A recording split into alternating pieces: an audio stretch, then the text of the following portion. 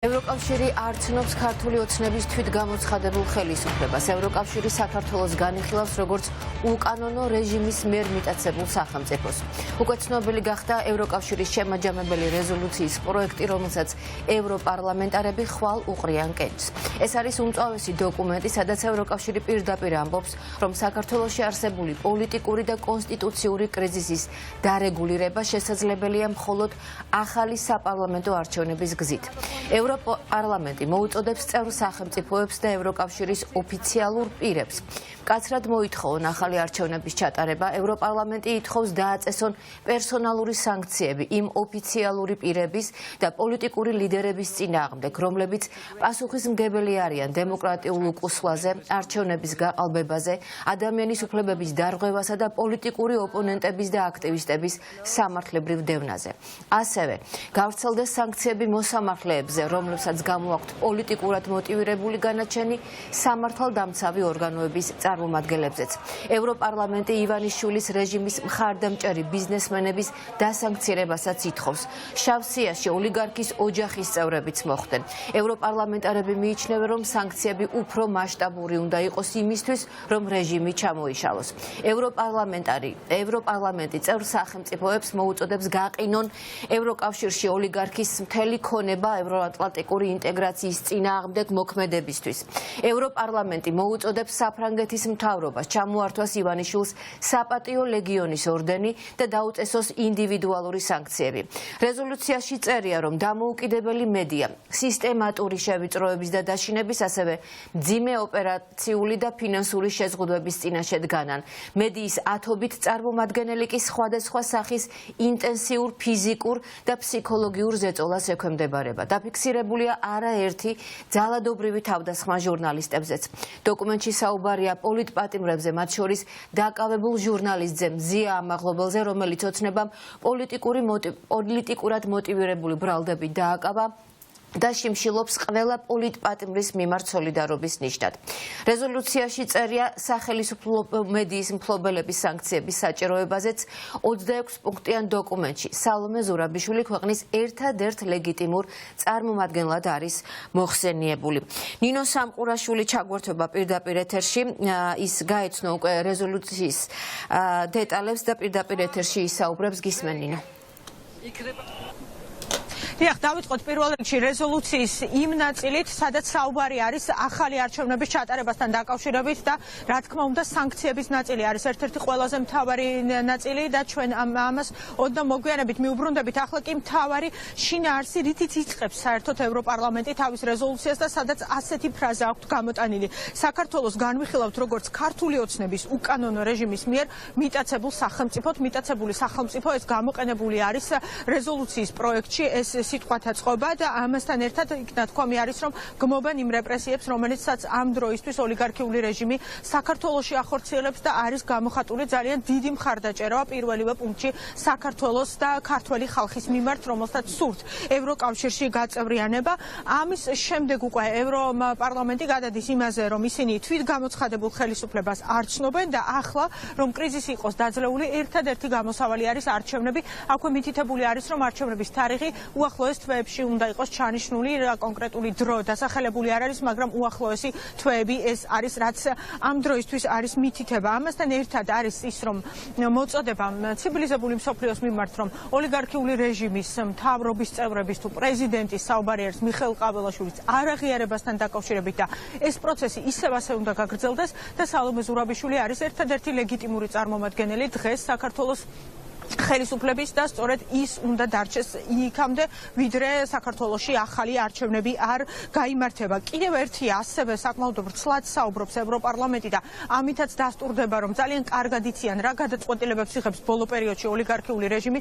დრაკონული კანონები, სწორედ ასე არის მოხსენიებული ის კანონები, რომელიც ბოლო პერიოდში ოლიგარქიულმა რეჟიმმა საქართველოში მიიღო და ეს ყველაფერიც არის დაგმობილი. მათ უკან გაწვევას ითხოვენ ყველა პოლიტპატიმრის, ვინც არის უკანონოდ დაკავებული, ყველას დაუყოვნებლივ გათავისუფლება, რა თქმა უნდა, ცალკე არის გამოყოფილი მზიას ამაღლობლის ჟურნალისტის მზია ამაღლობლის შიმშილობა, ის რომ მისი ჯანმრთელობის მდგომარეობა საფრთხეშია, რომ ისიც დაუყოვნებლივ უნდა იყოს გათავისუფლებული და ერთი ძალიან მნიშვნელოვანი დეტალი, რომ 120 მილიონი, რომელსაც ევროკავშირი საქართველოსთან მიმართებით გამოყოფს, ეს ყველაფერი არ უნდა იყოს ოლიგარქიული რეჟიმის მთავრობის მიმართ გამოყოფილი, არამედ ეს ყველაფერი უნდა მოხმარდეს არასამთავრობო სექტორს, სამოქალაქო საზოგადოების განვითარებას და მედიის განვითარებას.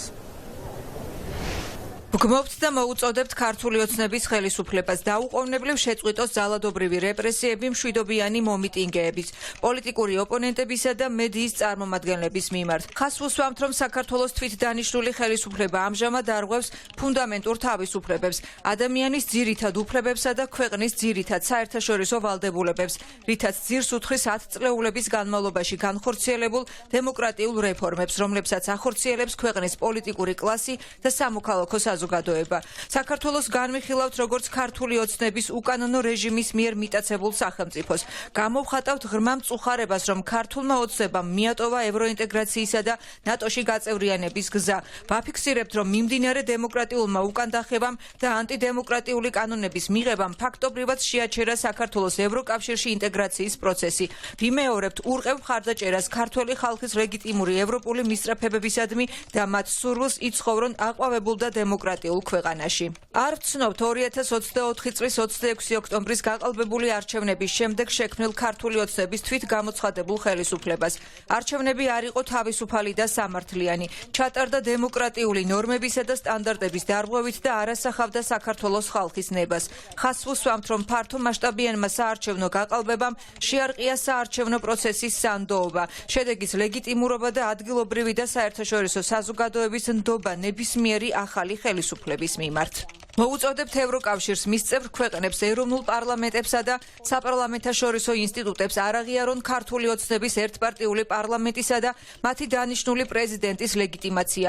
მოუწოდებთ საერთაშორისო თანამეგობრობას შეუერთდეს საქართველოს თვითგამოცხადებული ხელისუფლების ბოიკოტს. კვლავ აღიარებთ სალომე ზურაბიშვილს საქართველოს ლეგიტიმურ პრეზიდენტად და ქართველი ხალხის წარმომადგენლად. მოუწოდებთ ევროპის საბჭოს პრეზიდენტს, მოიწვიოს პრეზიდენტი ზურაბიშვილი ევროპის საბჭოს მომავალ სხდომაზე და ევროპის პოლიტიკური გაერთიანების მომავალ სამიტზე საქართველოს წარმომადგენლად. ხას ვუსვამთ, რომ საქართველოში არსებული პოლიტიკური და კონსტიტუციური კრიზისის დარეგულირება შესაძლებელია მხოლოდ ახალი საპარლამენტო არჩევნების გზით, რომელიც გაიმართება მომდევნო რამდენიმე თვის განმავლობაში გაუმჯობესებულ საარჩევნო გარემოში, დამოუკიდებელი და მიუკერძოებელი საარჩევნო ადმინისტრაციისა და მონიტორინგის პირობებში, რათა გარანტირებული იყოს ჭეშმარიტად სამართლიანი, თავისუფალი და გამჭვირვალე პროცესი. მოუწოდებთ წევრ სახელმწიფოებსა და ევროკავშირის ოფიციალურ პირებს მკაცრად მოითხოვონ ახალი არჩევნების ჩატარება. და შემდეგი ნაწილი უკვე ეს არის სანქციების ნაწილი, რომელზეც რა თქმა უნდა ცალკე გამოყოფის ღირსია, რადგანაც მე-6, მე-7 და მე-8 თავები სწორედ სანქციების ნაწილს ეხება. დავიწყოთ პირველ რიგში მე-6 თავით, სადაც საუბარი არის ბიძინა ივანიშვილის დასანქცირებაზე, საკუთრივ მის დასანქცირებაზე, მის კომპანიებზე, მისი ოჯახის წევრებზე, ქონება, რომელიც მას აქვს ევროკავშირში უნდა გაეყინოს, ფიქრობს ევროპარლამენტი და ამასთან ერთად საფრანგეთმა მას ღირსების ორდერი უნდა ჩამოართვას. ასევე უნდა იყვნენ დასანქცირებული, შემდეგ უკვე რომ გადავიდეთ მე-7 თავზე, მისი მსახურები, ის პირები, რომლებიც ქვეყანაში დემოკრატიული ვითარება გააუარესეს და რომლებიც პირდაპირ არიან პასუხისმგებელი იმაზე, რომ ადამიანის უფლებები ასე უხეშად ირღვევა საქართველოში. აქ საუბარი არის ირაკლი კობახიძის, კახი კალაძის, ირაკლი ღარიბაშვილის, შალვა პაპუაშვილის, ვახტანგ გომელაურის დასანქცირებაზე, შემდეგ უკვე ასევე პასუხისმგებლობას ევროპარლამენტი აკისრებს მოსამართლეებს, მათ შორის დასანქცირებული უნდა იყვნენ საკონსტიტუციო სასამართლოს მოსამართლეები და პროპაგანდისტებს შორის, რა თქმა უნდა, მოხსენებულები არიან ტელეკომპანიები, ეს არის იმედი, პოსტივი და რუსთავი 2. შემდეგ უკვე მე-8 თავი არის ის ნაწილი, რაზეც დგას უკვე ოლიგარქი, ეს არის ოლიგარქის ოჯახის წევრები, სახელები და გვარები ამოხვედრილი და ასევე ბიზნესმენები. ძალიან საინტერესო არის ის სია, რომელსაც ახლა მე ჩაგიკითხავთ და ალბათ ბიძინა ივანიშვილისთვისაც ყველაზე მეტად სწორედ ეს იქნება მიუღებელი, რადგანაც მოხვედრილები არიან მისი ოჯახის წევრები, მისი ნათესავები და ყველა ის ბიზნესმენი, რომელსაც დგას დღეს რეჟიმი. მაშასე მერვე თავში სწორედ ასე წერია, ეს არის უნდა იყვნენ დასანქცირებულები ეკატერინე ხვედელიძე, უტა ივანიშვილი, ცოტნე ივანიშვილი, ბერა ივანიშვილი, გვანცა ივანიშვილი, ასევე ალექსანდრე ივანიშვილი, ივანიშვილის ძმა, შმაგი კობახიძე, ივანიშვილის დიშვილი, უჩა მამაცაშვილი, ივანიშვილის დეიდაშვილი, ნათია თურნავა, ეროვნული ბანკის პრეზიდენტზე არის მითითება, ვანო ჩხარტიშვილი, სულხან პაპაშვილი, ბიზნესმენები, გიორგი კაპანაძე, იგივე რიჟა, ასევე ბიზნესმენი თორნიკე რიჟაძე, აჭარის მთავრობის მეთაური ილია წულაია, ბიზნესმენი კახა ბექაური, კომუნიკაციების კომისიის თავმჯდომარე და ეს არის ერთ-ერთი მთავარი ბერკეტი ივანიშვილისთვის, რომელსაც აქტიურად იყენებს სწორედ თავისუფალი სიტყვის ჩასახშობად და სწორედ ამიტომ მოხდა ამ სიაში. შემდეგ უკვე პროპაგანდისტებზე გადადის ევროპარლამენტი, ლაშა ნაცვლიშვილი, ვასილ მაღლაფერიძე, გრიგოლ ლილუაშვილის სუსის უფროსი, ლევან მურუსიძე, მოსამართლე ირაკლი რუხაძე, იმედის დამფუძნებელი, თინადინ ბერძენიშვილი, საზოგადოებრივი მაუწყებლის ხელმძღვანელი, თამას გაიაშვილი და ანტონ ობოლაშვილი და გოჩა ენუქიძე, აი ეს ბიზნესმენები, ეს პროპაგანდისტები, ეს ადამიანები, ვისაც დგას რეალურად ბიძინა ივანიშვილი და ოლიგარქიული რეჟიმი, ყველა არის ამ სიაში მოხვედრილი დღეს. მოუწოდებთ საბჭოსა და ევროკავშირის წევრ ქვეყნებს დაუყოვნებლივ დააწესონ მიზანმიმართული პერსონალური სანქციები ბიძინა ივანიშვილის, მისი ოჯახისა და მისი კომპანიების წინააღმდეგ. ასევე გაყინონ მისი მთელი ქონება ევროკავშირის ფარგლებში. მოუწოდებთ საფრანგეთის მთავრობას ჩამოართოს ბიძინა ივანიშვილს ღირსების ლეგიონის ორდენი და დააწესოს ინდივიდუალური სანქციები. მოუწოდებთ ევროკავშირს და მის წევრ ქვეყნებს დააწესონ პერსონალური სანქციები საქართველოში იმ ოფიციალურ პირებსა და პოლიტიკურ ლიდერებზე, რომლებიც პასუხისმგებელი არიან დემოკრატიულ უკუსვლაზე, არჩევნების გაყალბებაზე, ადამიანის უფლებების დარღვევასა და პოლიტიკური ოპონენტებისა და აქტივისტების დევნაზე. მათ შორის ირაკლი კობახიძეს, შალვა პაპუაშვილს, ვახტანგ გომელაურს, თბილისის მერ კახა კალაძესა და პარტია ქართული ოცნების თავმჯდომარე ირაკლი ღარიბაშვილს. ეს სანქციები ასევე უნდა გავრცელდეს მოსამართლეებზე, მათ შორის საქართველოს საკონსტიტუციო სასამართლოს მოსამართლეებზე, რომლებსაც პოლიტიკურად მოტივირებული განაჩენები გამოაქვთ, ასევე სამართალდამცავი სამსახურების წარმომადგენლებსა და ფინანსურ ხელშემწყობებზე, ტელეკომპანიებზე, იმედი, პოსტივი და რუსთავი 2, მათი როლისთვის დეზინფორმაციის გავრცელებაში, ასევე საჯარო დისკურსით მანიპულირების მცდელობისთვის. მოუწოდებთ საბჭოსა და წევრ ქვეყნებს სანქციების დაწესებისკენ ბიძინა ივანიშვილის ქსელის, მისი ელიტარული გარემოცვის, კორუმპირებული ფინანსური ოპერატორების, პროპაგანდისტებისა და მათთვის, ვინც ხელს უწყობს სახელმწიფო რეპრესიულ აპარატს, მათ შორის ეკატერინე ხვედელიძეს, უტა ივანიშვილს, ცოტნე ივანიშვილს, ბერა ივანიშვილს, გვანცა ივანიშვილს, ალექსანდრე ივანიშვილს, შმაგი კობახიძეს, უჩა მამაცაშვილს, ნათია თურნავას, ივანე ჩხარტიშვილს, სულხან პაპაშვილს, გიორგი კაპანაძეს, თორნიკე რიჟვაძეს, ილია წულაიას, კახა ბექაურს, ლაშა ნაცვლიშვილს, ვასილ მაღლაფერიძეს, გრიგოლ ლილუაშვილს, ლევან მურუსიძეს, ირაკლი რუხაძეს, თინადინ ბერძენიშვილს, თამას გაიაშვილს, ანტონ ობოლაშვილსა და გოჩა ენუქიძეს. და ძალიან მნიშვნელოვანი დეტალია ასევე ის თუ რას ამბობენ ევროპარლამენტარები. დღეს ჩვენ აქ სტრასბურგში ჩავწერეთ ევროპარლამენტის საგარეო კომიტეტის თავმჯდომარე დევიდ მაკალისტერი, ასევე სხვა ევროპარლამენტარები, რომლებიც უჭერენ მხარს ამ რეზოლუციას და ისინი პირდაპირ ამბობენ იმას, რომ ქართულ ხალხს სურს ევროკავშირში გაწევრიანება და ამ გზაზე ეღობება ოლიგარქი ბიძინა ივანიშვილი, მისი რეჟიმი. ისინი არიან ძალიან კარგად ინფორმირებული მართლაც იმაზე, თუ რა ხდება დღეს ქვეყანაში და ამბობენ იმას, რომ სანქციები არის აუცილებელი და სანქციები აუცილებელი არის არა მხოლოდ ბიძინა ივანიშვილის მიმართ, არამედ აუცილებელი არის მისი გარემოცვის მიმართ, იმ პროპაგანდისტების მიმართ, რომელზეც დგას დღეს ოლიგარქიული რეჟიმი და სწორედ ისინი ეღობებიან და მათი დახმარებით ხდება ის, რომ საქართველო ვერ ხდება დღეს ევროკავშირის წევრი ქვეყანა. დღეს ევროპარლამენტარები საუბრობდნენ იმაზე, რომ ქართველი ხალხი ნამდვილად იმსახურებს და არის კიდეც ევროპული ოჯახის წევრი და ერთადერთი გამოსავალი იმისათვის, რომ საქართველო ახლა ამ გზას დაუბრუნდეს, არის სწორედ ახალი არჩევნების ჩატარება. ისინიც პირდაპირ საუბრობდნენ იმაზე, რომ ახალი არჩევნები განმუხტავს დღეს კრიზისს და ამასთან ერთად, რა თქმა უნდა, სოლიდარობას უცხადებდნენ ყველა პოლიტპატიმარს. მათ ძალიან კარგად იციან თუ დღეს რატომ ჰყავს ივანიშვილს ციხეში გამოკეტილი ამდენი ადამიანი, სოლიდარობას უცხადებდნენ ასევე მზია ამაღლობელს და მოითხოვენ იმას, რომ ყველაფერი უნდა გააკეთოს ევროკავშირმა იმისათვის, რომ პოლიტპატიმრებმა, რეჟიმის ტყვეებმა დატოვონ რაც შეიძლება მალე საპატიმრო და მათ ასევე მადლობად გადაუხადეს ქართულ ხალხს იმისათვის, რომ ისინი არ ნებდებიან და განაგრძობენ ბრძოლას იმისათვის, რომ საქართველოში არ იყოს რუსული გავლენა და ქვეყანა იყოს ევროპული.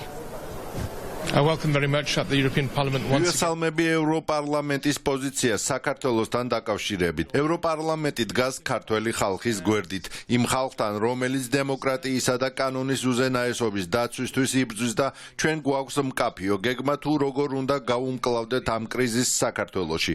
ჩვენ გვსურს, რომ თავისუფლებამ გაიმარჯვოს და ქართველი ხალხის დიდი უმრავლესობის ნება აღსრულდეს, რათა გაგრძელდეს ამ დიდებული ქვეყნის ევროატლანტიკური ინტეგრაცია. ყველა ვინც პასუხისმგებელია გაყალბებულ არჩევნებსა და ადამიანის უფლებების დარღვევაზე უნდა იქნას სანქცირებული. ეს იქნება ჩვენი პასუხი, რომ არ შევეგუებით მსგავს ქმედებებს. თუ ქართველი ხალხის სურვილი იქნება, მე დარწმუნებული ვარ, რომ ეს ქვეყანა გააგრძელებს თავის ევროპულ გზას. საქართველო იყო სწორ გზაზე და სამწუხაროდ მისმა ახლანდელმა მთავრობამ შეაჩერა ეს პროცესი. ჩვენ მხარს დაუჭერთ საქართველოს ინტეგრაციას ევროკავშირში, მაგრამ პირობები უნდა შესრულდეს.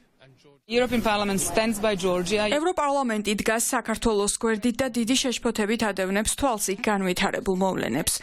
საქართველო არის ჩვენი პარტნიორი სახელმწიფოსა და ჩვენ მხარს ვუჭერთ დემოკრატიულ პროევროპულ პოზიციას, რომელსაც ქართველი ხალხი გამოხატავს.